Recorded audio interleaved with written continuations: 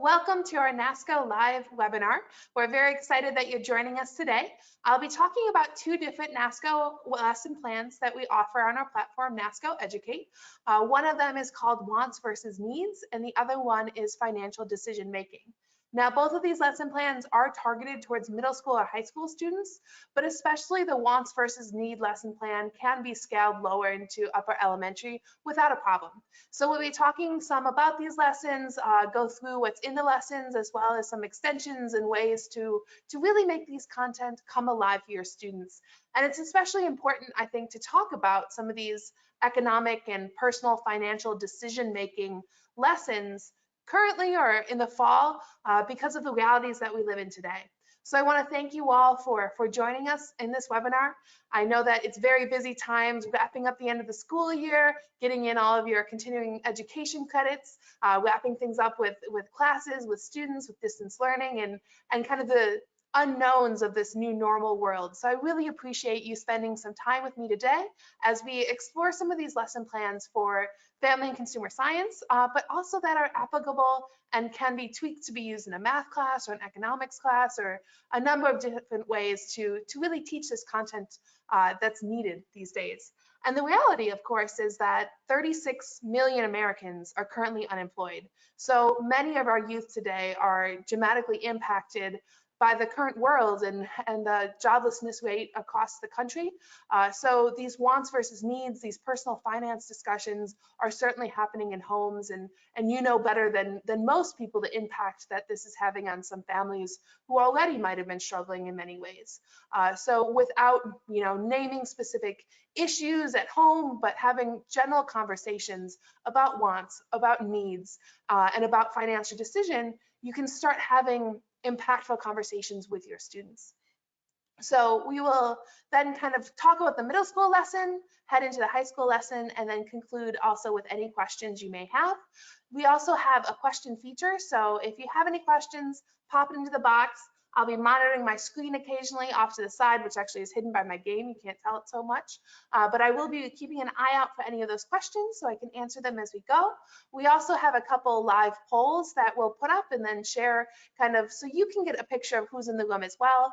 And they're good thermometer questions for me to kind of read what you all are thinking and using and wanting for more products. So with that in mind, we're going to jump in, and I want to introduce NASCO to you first. So my name is Jenny. I am the Assistant Product Manager in the Career Readiness area, and I am joined here today by Andy, who is helping out with the videography and also really running a lot of the back-end GoToWebinar stuff, so he's amazing.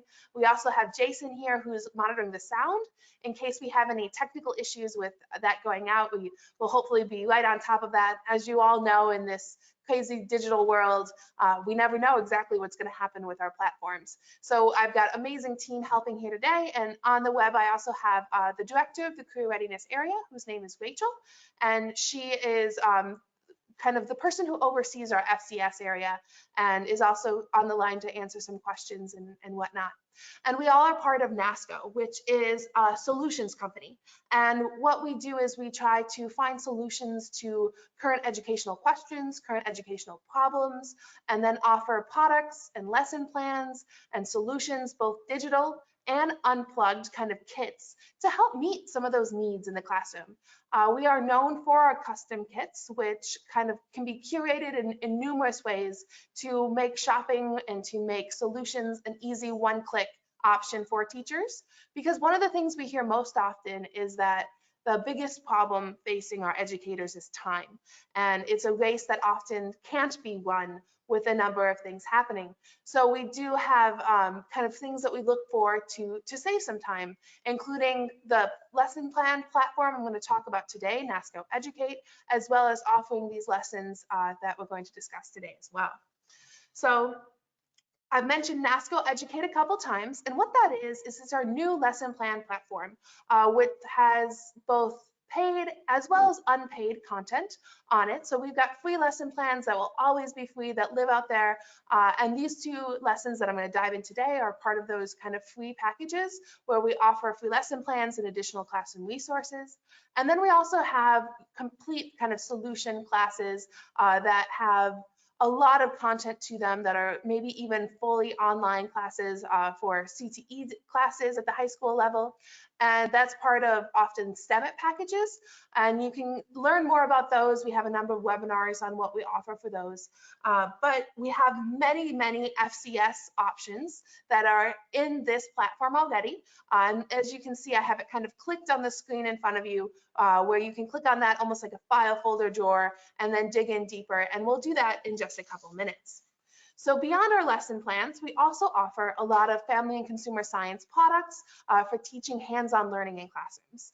NASCO is committed to hands-on learning to make sure that learning comes alive for our students, and especially with an area like FCS, which you all know so well and are amazing dedicated educators for. You know the importance of actually doing the knife cut, of actually learning how to bake, not by watching a video, but by doing it yourself, by moving through the processes, by learning those hand movements, by getting that muscle memory and those instincts on cooking. So we offer a large selection of family consumer science products through NASCO, nascoeducation.com. So we have NASCO Educate, which is our lesson plan platform, and nascoeducation.com, which has a lot of our amazing products that are for sale on there. And I recommend that you browse both, actually. So now I want to take one of those quick polls that I mentioned. You'll have a couple minutes to answer. You can actually click on any of the answers. But what I wanted to ask is, as we just started these webinars, and we will continue to do more of them, what kinds of webinars are you interested in taking? And I'll talk a little bit more about the options that just came up on your screen with how NASCO offers lesson plans in hospitality, in design, and in human services. And within the NASCO platform, NASCO Educate platform, you can find a lot of those different lessons that are completely free that cover those areas. For example, for our hospitality lessons, we have a lesson plan that's called It's in the Bag. And this is a lesson that I will be highlighting on May 28th. So you can tune in again if you'd like for that. It covers a lot about kind of basic culinary things like packing a bag lunch. So we're not talking about complicated processes at all, but what we dig into is really questions about nutrition and putting together a healthy option for what you're going to eat, and different options that you may have using a couple different options with cards, so it's not perishable foods, but has some really nice takeaways to that lesson. And like I said, I'll be exploring that more on May 28th. So if you want to tune in next Thursday, we'll be here talking about that. And then also we have things like the culinary knife cuts, which is an amazing lesson that also is paired with one of those kits that I mentioned, where we have a complete solution with all of the tools that you need to teach that, as well as a product where you don't have to run to the grocery store and purchase more potatoes and purchase more vegetables to do all that practicing on for your students, but rather kind of through a Play-Doh-like construction that's slightly firmer, you can actually use and reuse this dough in order to teach those knife kits without having to keep running to the grocery. And we have those lesson plans, again, for free online. In our design area, we have things like our housing and interior decoration lesson, which really puts students in the mindset of being a designer. In this lesson plan, they are going to observe the color wheel, and then they're going to essentially look at the schematics of a home and think about what colors should be present, think about a furniture layout, think about how holistically to look at this space and design it into something that they want it to be. So that kind of option is there, as well as another custom NASCO kit on testing fibers and textiles.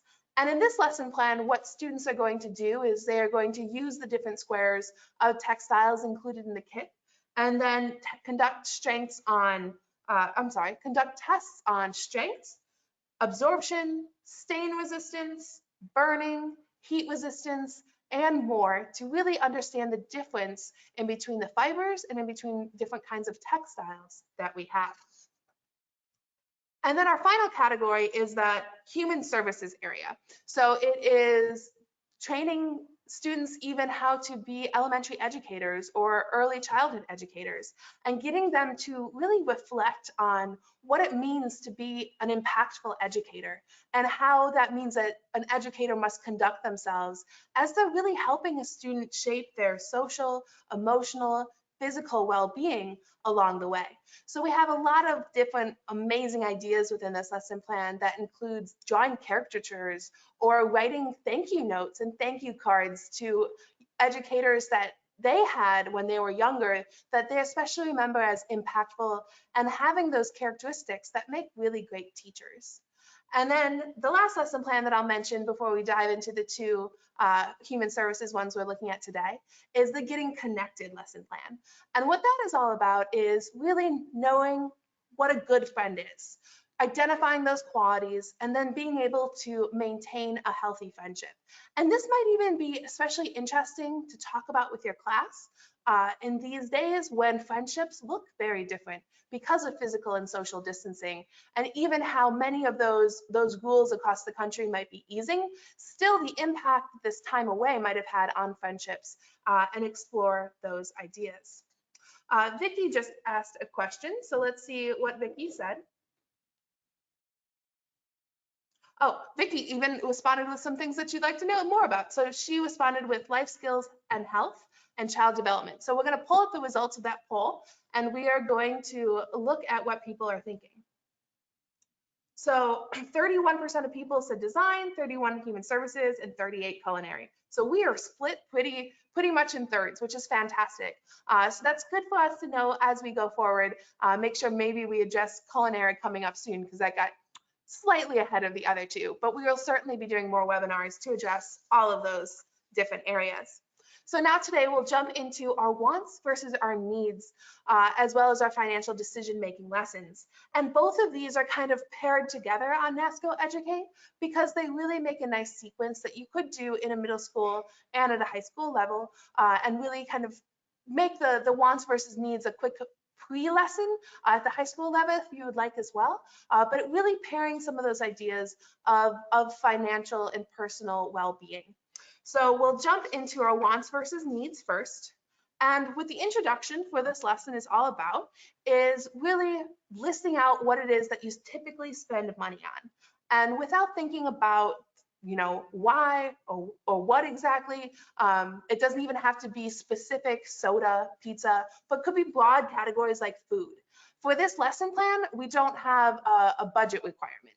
That is something that if you're interested, you could add, kind of having students also list out how much money in these different categories that they often spend money in, that they actually spend, because sometimes we don't realize how much money we spend on things that we want versus we need, especially if they don't have rent payments yet or food payments yet. And depending on the financial situation of high school students, some might have a much better grasp on that reality than others.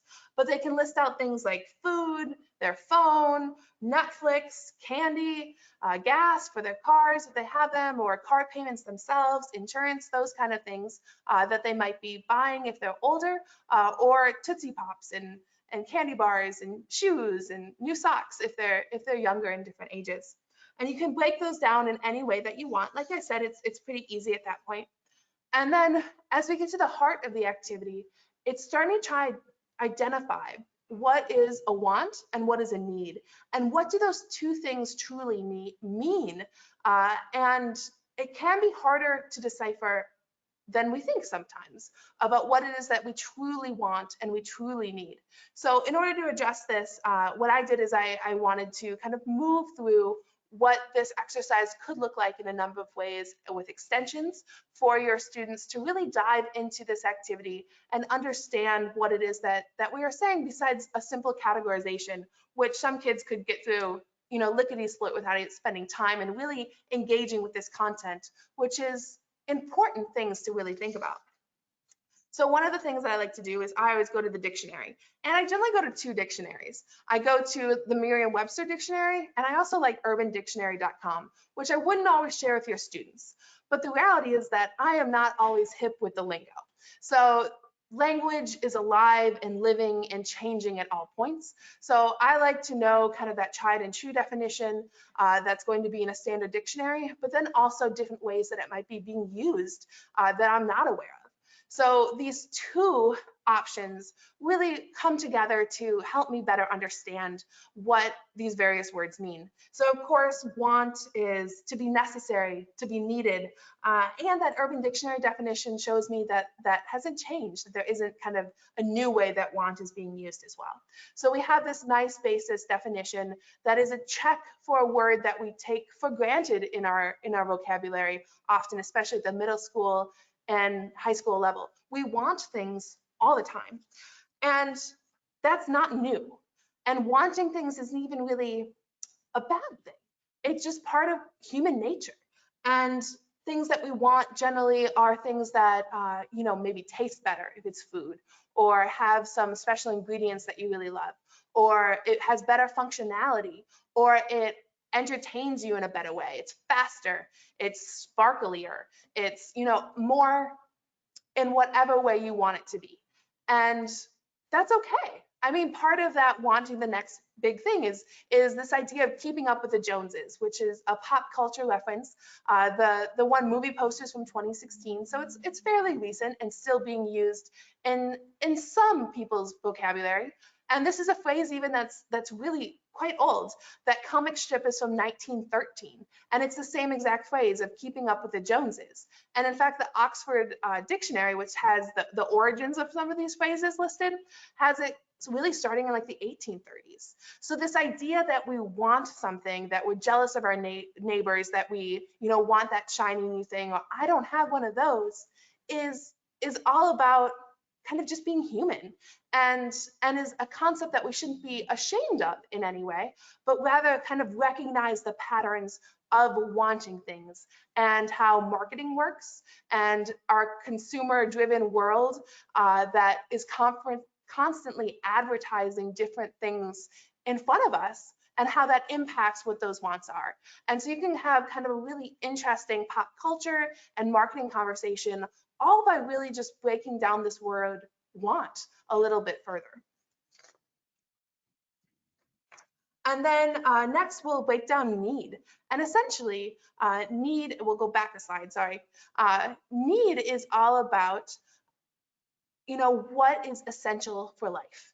And again, I went to Merriam-Webster and I went to the Urban Dictionary, and both have very similar definitions.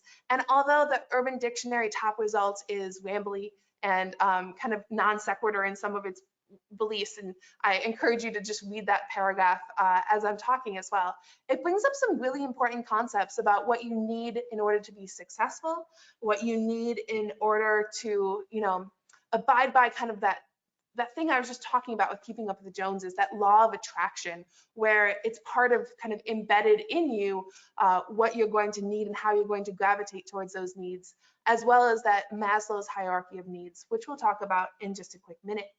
And then also that standard kind of definition of what a need truly is, where it is a lack of something that's required, desirable, or useful.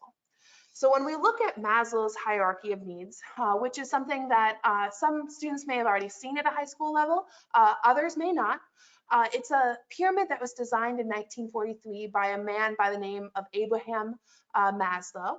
And what he was really doing is talking about the basics of human existence. And at our core, what is it that humans need to survive? And at the base, the bottom of that pyramid, is the absolute essentials for life.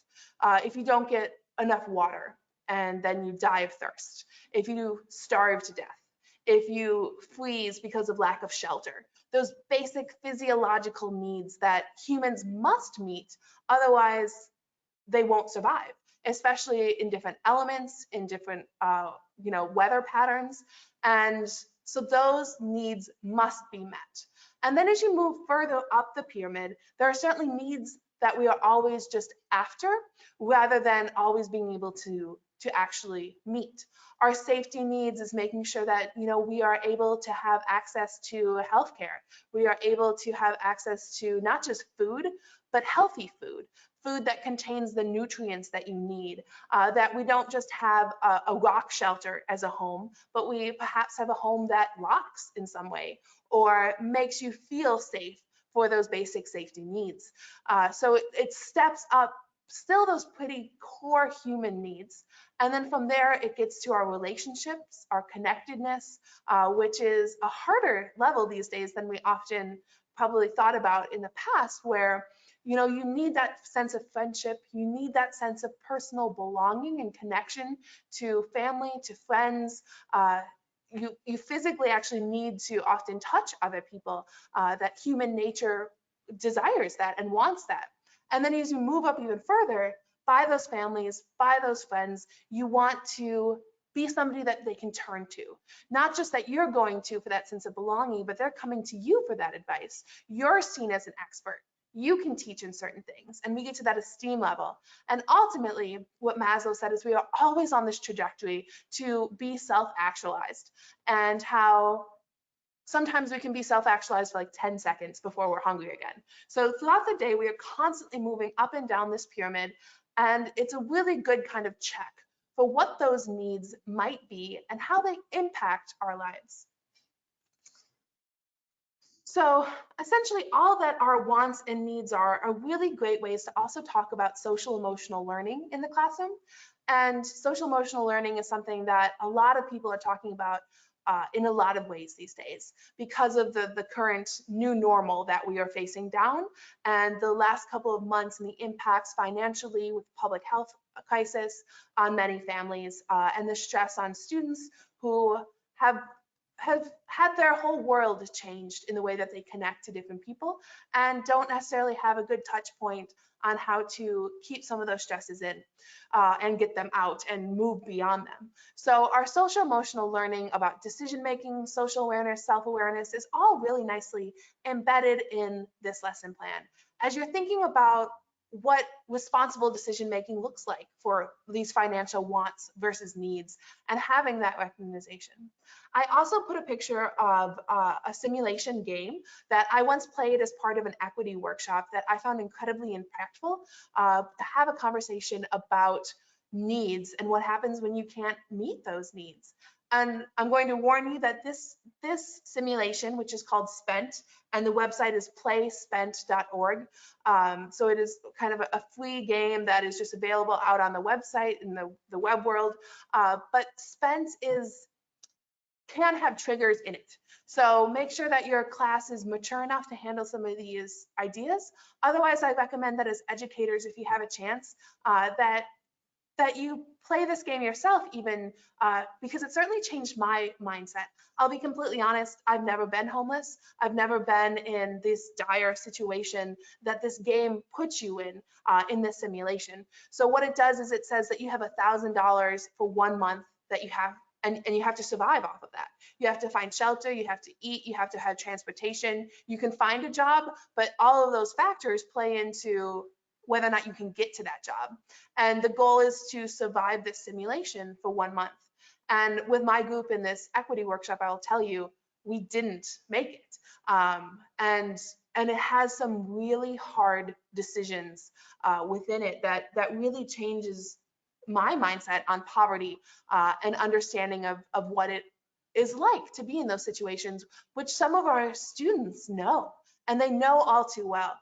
So I do recommend playspent.org to play as a teacher, or if you have a class that you think can handle the content within it in a mature way, and in a way that hopefully won't trigger any students who are also in that class.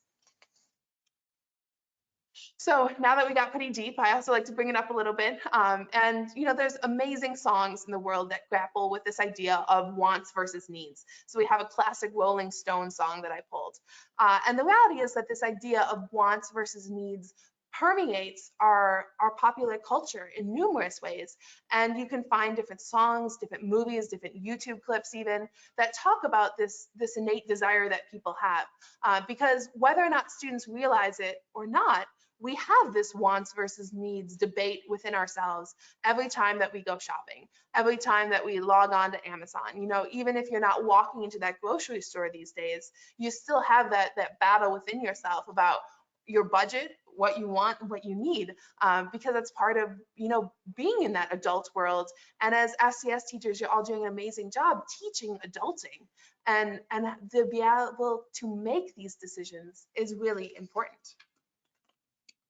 So now we'll transition into that high school lesson, which is really about putting the student into the driver's seat. So we're changing the perspective from kind of a hypothetical wants versus needs, connecting to the student's life, but not actually putting them on the spot, which is what that like Spence simulation does. And this is kind of a low-tech way of putting those students in that driver's seat of making that decision. So this lesson plan is all about kind of getting students this idea of what it's like to make this large decision. And the introduction starts by giving kind of a set of 6 questions that students can reflect on their daily experience while doing. We all make decisions on a daily basis. Everybody does. And often they are reduced to be like gut instincts. So the example in the lesson plan is laying out, answering these 6 questions with the idea of what you're going to wear to school in the morning. So it's a decision that your students are going to automatically make anyways, and they're going to likely walk through pretty similar processes in their mind as they're answering this question. And then we're going to use the same model to answer a larger financial question that's about $25,000 instead of what I'm going to put on to wear on a Tuesday. And if your students want to, you can propose other options. So, what you're going to wear. You can propose a question about, when you're going to do laundry, or if you're going to go out with your friends in a certain evening, or, decisions about when you're going to do your homework on the weekend. These decisions that students really do make on a daily basis, and can use this set to get their mind thinking in this framework before they have some implications behind what's going to happen. So the activity itself then says it takes about 20 to 30 minutes, but the reality is that this could become a longer lesson if you wanted to really dive into a conversation about financial decision making. So students are presented with this proposal that they have $25,000 to spend on a car. They're going to get a loan, and it's a growing family that they're helping purchase this car. So they have to think about different aspects about what makes a responsible decision for buying this vehicle. They're going to look at factors like the limited amount of money, the size of the vehicle, the safety of the vehicle, the interest rate for their loan, the monthly payments, whether it's a good option for an own versus a lease, new versus pre-owned, and what those essential features might be for a family. So it's a real world issue that a lot of people throughout the United States contend with often. Many people in their lives, most of these students likely, depending on, if they don't live in a major metro area, will at some point purchase a vehicle. So it's giving them really great life experience to dive into some of these concepts and know where to look to find information.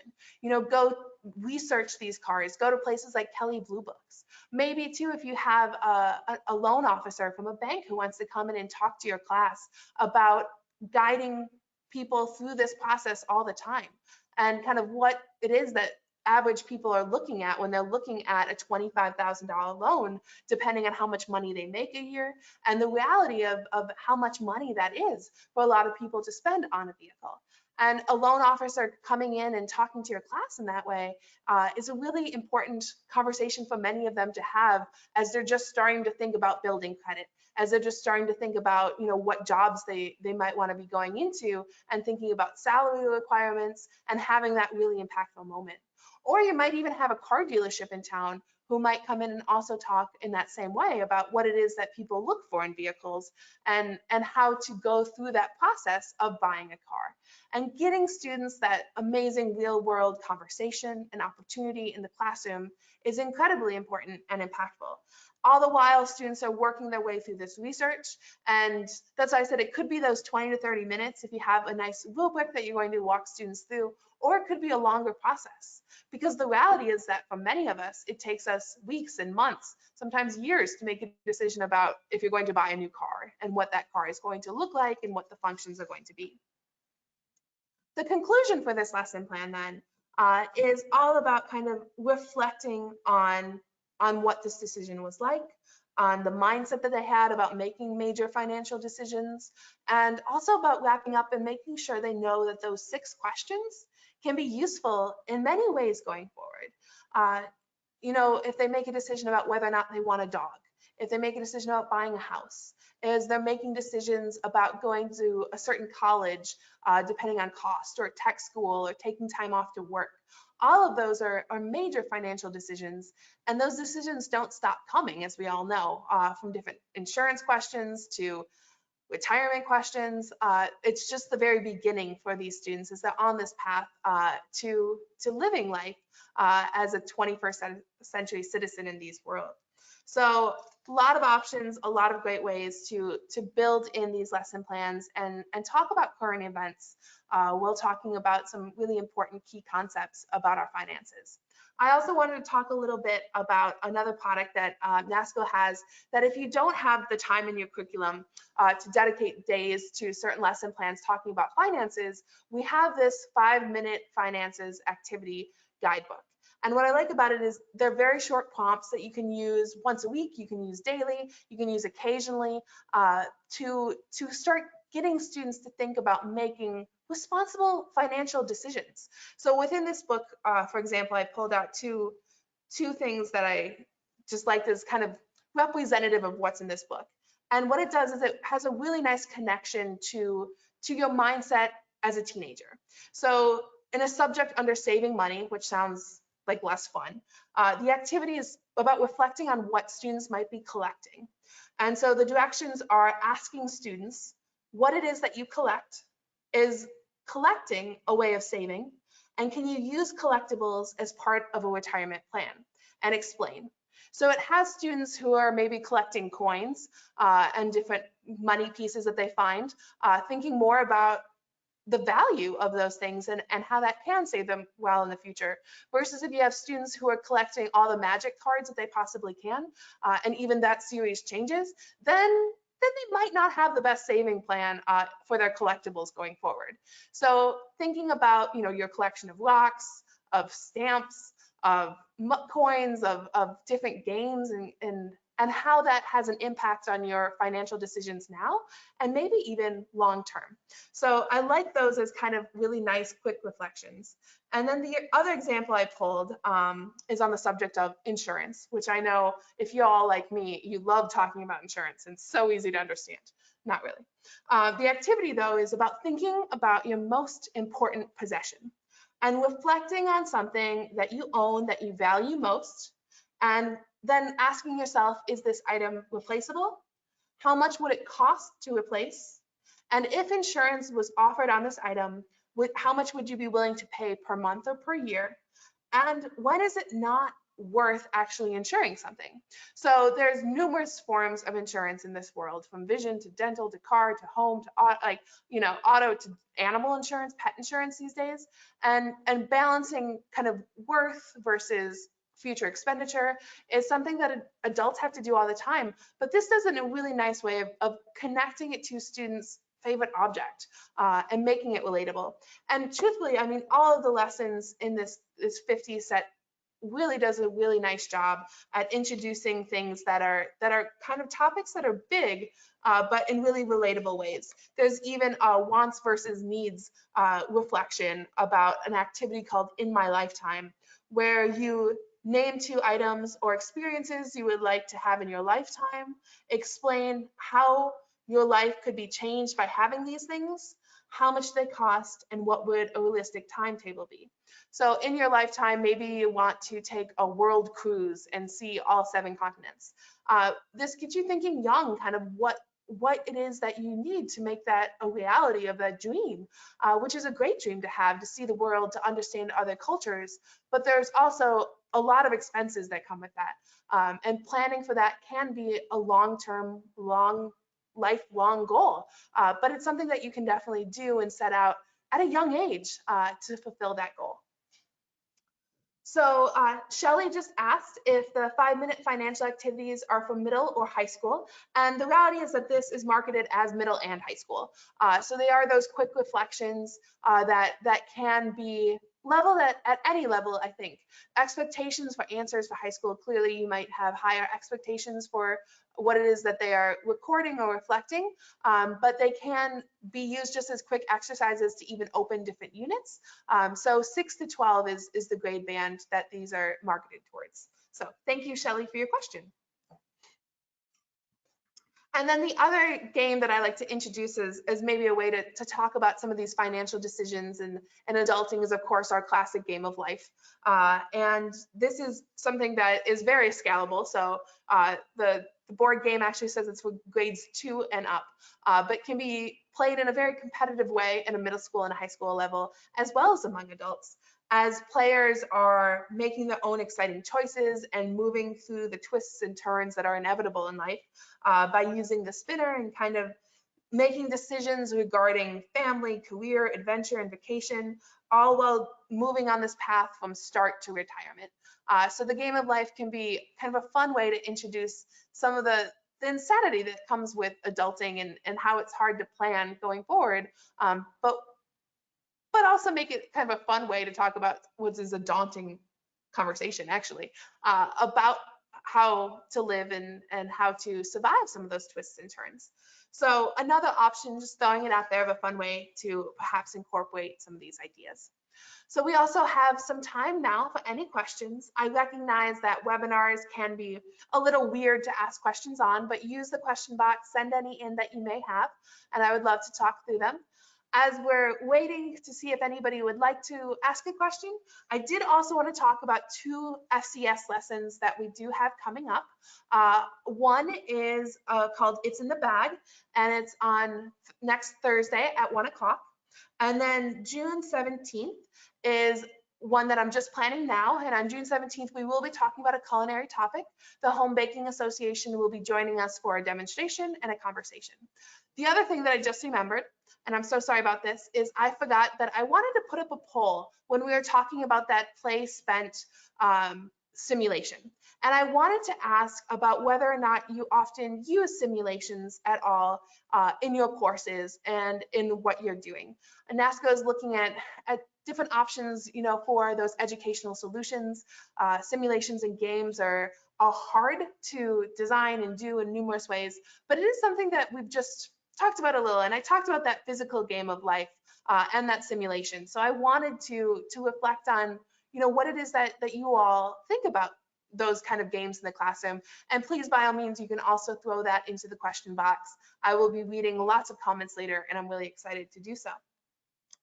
And then I also had a question that came in, and Terry asked if there is a list of resources.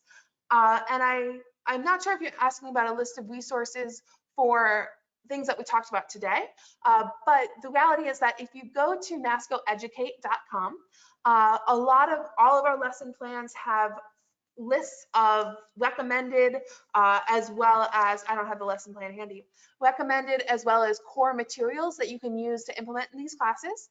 And these products are both listed on those lesson plans as recommended products that you can look at for implementing in your class. And also, if you ever have any questions about what it is that we have for resources in different areas, or you're thinking about using in your classroom, feel free to send me an email. My email is on the screen. It's jcalvitis@nascoeducation.com. Send me an email, and I'd love to talk to you about what it is you're thinking about, and maybe how we can curate a collection of resources for a unit that you're thinking about implementing.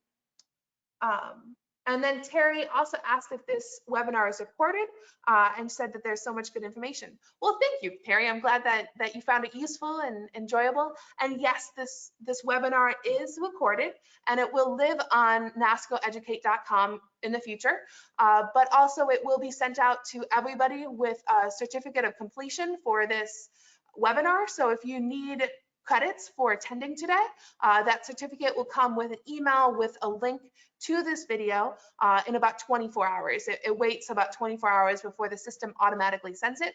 That certificate, that video will come through GoToWebinar. And if you know of somebody who signed up but wasn't able to attend in person, well, they will also receive a link to this video. And then going forward, if you ever want to view it again, it will live on NASCO Educate in that FCS folder as you kind of navigate your way through those various levels. So, great question. And I don't see that any other questions came in, although Karen very kindly told me great information. Thank you, Karen. I appreciate that it was useful and it was kind of fun to talk about, even though it's a hard topic to do.